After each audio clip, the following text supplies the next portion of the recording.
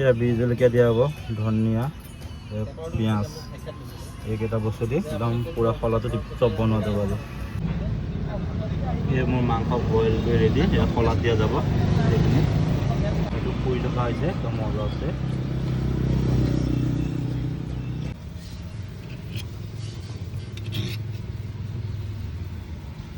Ready হৈ গৈছে ধুনীয়াকৈ গাহৰি পোৱাটো। সৰু সৰু পিচ কৰি দিম, আপোনালোকে আহিব পঁইজবৰ দোকানত খাবলৈ। বইজৰ ওচৰত মোৰ দোকানখন আছে, বিশ্বনাথ চাৰিআলি ঘাট ৰোডত। এয়া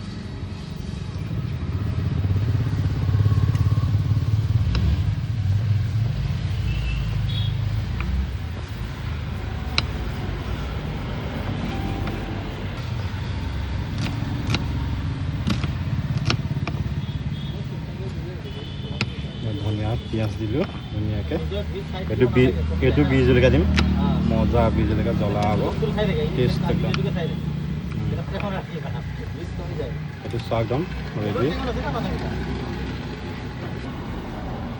এইটো ক'লা নিমখ দি দিলোঁ অকণমান ধুনীয়াকৈ, চাট মছলা ৰেডি হৈ গৈছে আমাৰ।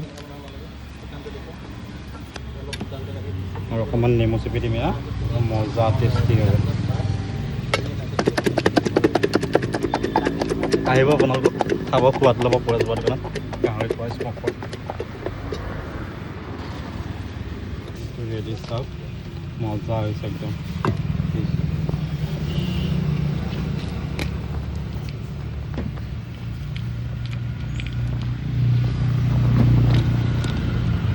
চাই লওক, তাৰপিছত আপুনি ফিডবেকটো জনাব ইয়াত কিনা কিমান দূৰৰ পৰা আহিছে আপুনি। তেজপুৰৰ পৰা আহিছিলোঁ, তেখেতৰ দোকানত ভাল লাগিলে, মোবাইলত চালোঁ, চাই মেলি চালোঁ যে পূৰা গাহৰি বেচে, তাকে বিশ্বনাথ চাৰিআলি আহোঁতে তেখেতৰ দোকানত সোমালোঁ। সোমাই টেষ্ট কৰিব দিছে, কেনেকৈ লাগে বাৰু চাওঁ বাৰু। চাই লওক আপুনি।